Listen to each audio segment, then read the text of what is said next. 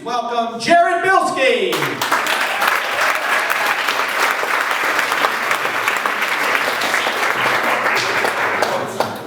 Chris and Mike, everybody, let them hear it. Yes, they are like single-handedly bringing comedy to the burbs, which is great. This is 10 minutes from my house. I'm so happy to be here. I swear to God, like I had no idea that they did anything but like really white brunch in Skip that.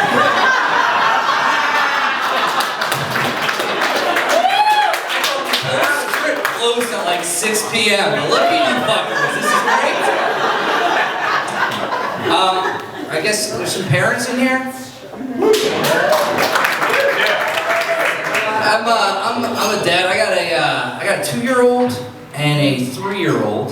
So again, happy to be here. My wife hates me right now, but they call that Irish twins when they're that close. Mm-hmm. Yeah, me and my wife, we called that the horrible Nouvering tragedy of 2017. Chris, we weren't trying. That shit just happened. I swear to God, when the second kid came along, like a year after the first, we acted like we were in high school. We're like, what do we do? What do we do? Keep them. Right thing to do. Good job. Love you, Jakey. Now, I love my kids, like, more than anything in the world. It's just, you know, your parents, it's hard. I wish you didn't have to take care of them all the time. It's constant with the changing and the diapers. And, you know, what I want to do is like buy them stuff, make them laugh, and get out of there when stuff gets kind of dicey, you know? So basically, I want to be a grandparent. That's basically what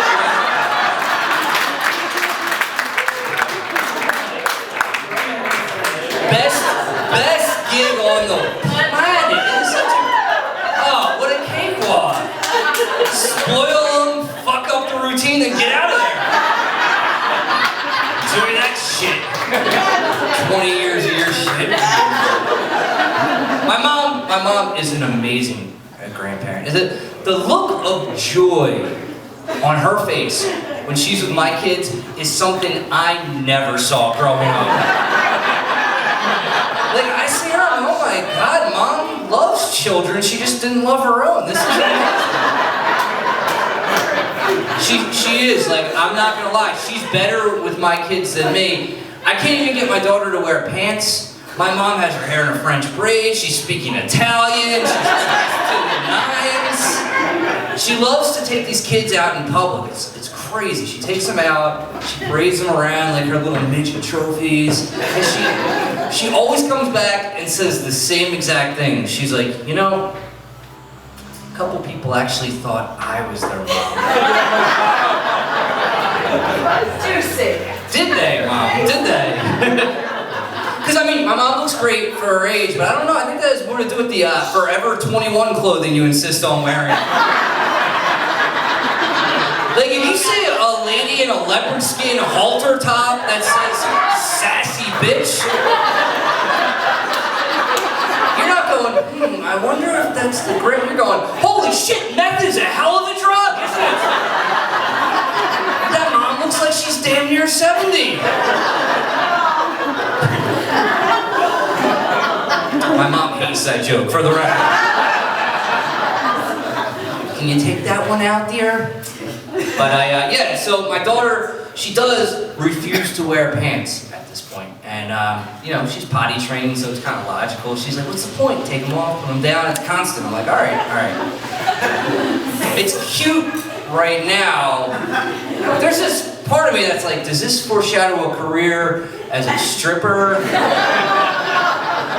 God forbid, a porn star? Because as a father, as a dad, you just pray your child will never go into porn.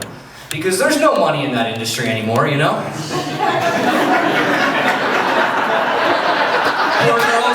They're getting paid in Valtrex and thumbs, and that's not right, okay? So, she got it there. She got it, okay.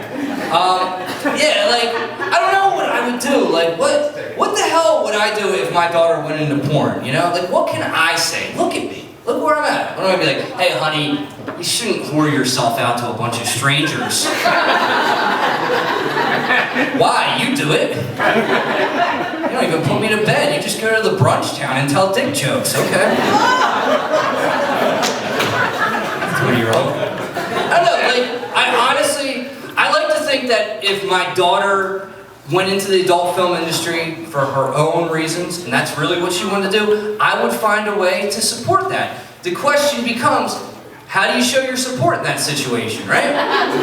Like, what do I show up on set and just be like, come on, honey, suck it, just like your mother taught you. Listen to your father, dear. Or like go to my social media and post things like, my little princess is doing her first backdoor scene today. Poop emoji, eggplant emoji, ice pack emoji. That's one of those jokes that splits the room a little bit.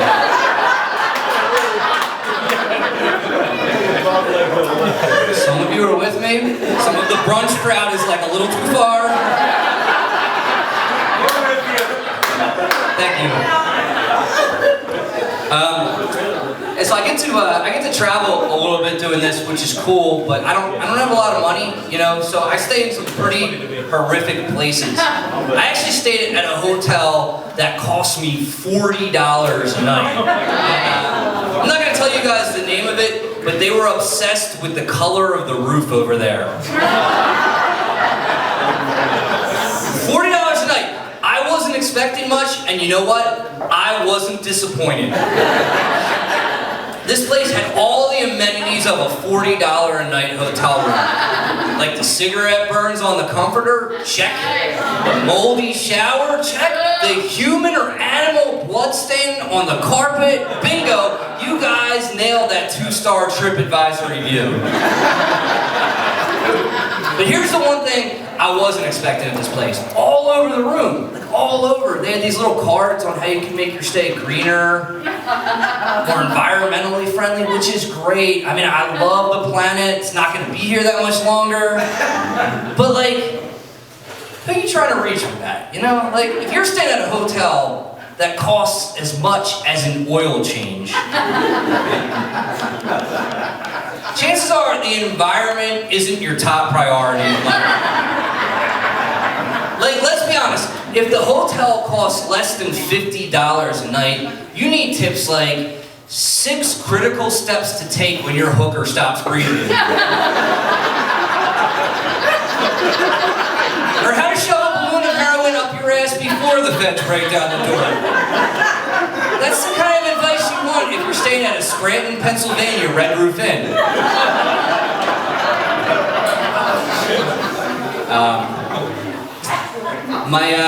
My grandmother is still alive, so yeah, that's the right reaction. Like, everyone would be reacting like that dude if they knew Lorraine, because Lorraine is 85 years old, and this woman is literally surviving on cigarettes, Xanax, and reruns of Walker, Texas Ranger. Like, if my grandmother lives to be 100 years old and the little news crow shows up and is like, hey, what's the secret to a long life? She'll be like, my smokes, my pills, and Chuck Norris's You can bounce a sackage away a quarter off of that thing. She got a little bit nutty, you know, in her old age. She asked me if I could help her set up a Facebook page. I was like, you can't even work that jitterbug cell phone we got you, Grandma. Why do you want a Facebook page? She said she wanted to keep track of what her friends are up to. Isn't that what the obituary section is for?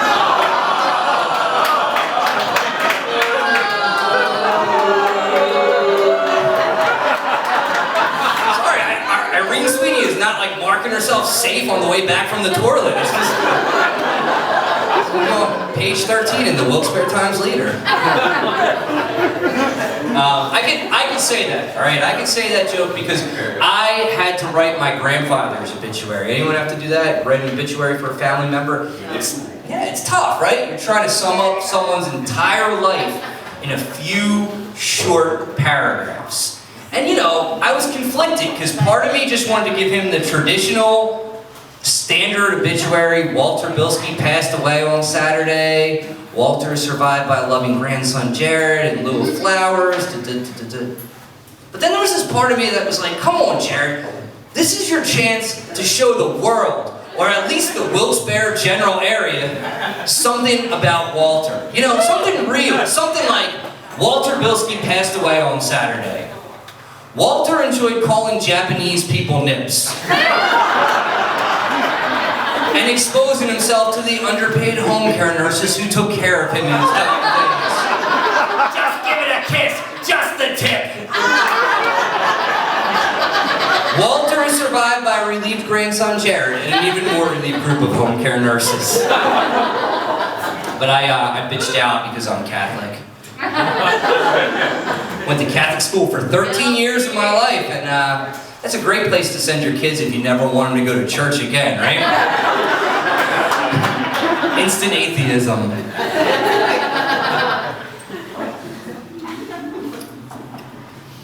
So, I'm a big fan of drug commercials. You know, like the commercials for all the different things they have on TV, pharmaceutical and stuff like that. I think these commercials have got out of control right now. You know, like there's a drug right now called Movantik. It's for opioid-induced constipation. The dude comes on the commercial, he's like, if your opioid-induced constipation is getting in the way of your life, whoa, hold on. If you're taking so many painkillers that you can't shit anymore, you don't need Movantik, you need rehab, my friend. Because, you know, I suffer from depression from time to time, like pretty much every comedian you'll ever meet. And they have no idea how to talk to us, right? They have no idea who they're marketing towards. Like sometimes they'll throw up these like cartoon balls on the thing. Like, are you sad? Take our fucking pill and stuff like that. But my favorite commercial of all time, this is like the Gone with the Wind of drug commercials. Oh, that's serious. It is. It is very serious, man. And it's like, I'll act it out for you. It's like, so I want you guys all to picture this. It's got this lady, right? It shows this lady, and this lady looks like shit. Like she looks like life has just been getting her from behind since day one, and she's staring out the window at the ocean because depression is an ocean, right? Those pharmaceutical, oh, they're so smart, so many layers, right? If only they use their powers for good. So anyway, you see this lady, she's just looking out there, right? And then the camera cuts, and you see her husband and the kids, and they're like hugging each other and high-fiving. And it's like they are literally celebrating the fact that they don't have the same disease that makes mommy forget to shower and wear the same sweatpants for weeks at a time. And we can hear what this poor lady's thinking, right? She's going, I'm already taking an antidepressant, but it still feels like I need more help. Then the narrator's condescending voice comes in, he's like, you sad, pathetic fuck you. If your antidepressant alone isn't enough, talk to your doctor. One option he may recommend is adding Abilify. Abilify has been approved to treat depression in adults when added to another antidepressant. Talk to your doctor about Abilify today. It's like, oh, cool, right? Abilify. You just take it on top of the other antidepressant you're taking, which is great. Or maybe, I don't know, you guys can make one pill that actually works, you greedy sons of bitches. You shouldn't have to take an AIDS cocktail to smile in the morning, right? But that will never happen. It's only going to get worse. And I promise in like 10 years, that same commercial is going to be something like this. You're already taking an antidepressant. An antidepressant on top of that antidepressant, and a third antidepressant with 600 times the daily recommended dosage of vitamin B to counteract the fatigue symptoms of the first two antidepressants. You rub a mood-enhancing cream all over your body twice a day, drink a serotonin-boosting tea in the morning, and use an FDA-approved nasal spray to ward off the sadness. But sometimes, it's just not enough. Insertia can help. Insertia is the only suppository on the market that, when combined with an extensive regimen of antidepressants is proven to lessen the symptoms of depression in adults. Plus, it helps with regularity. Insertion. You shove it up your ass. So far up your ass. So life stops getting you from behind. By the makers of Movantic. Thank you guys. I'm Jared Bilski. That was fun.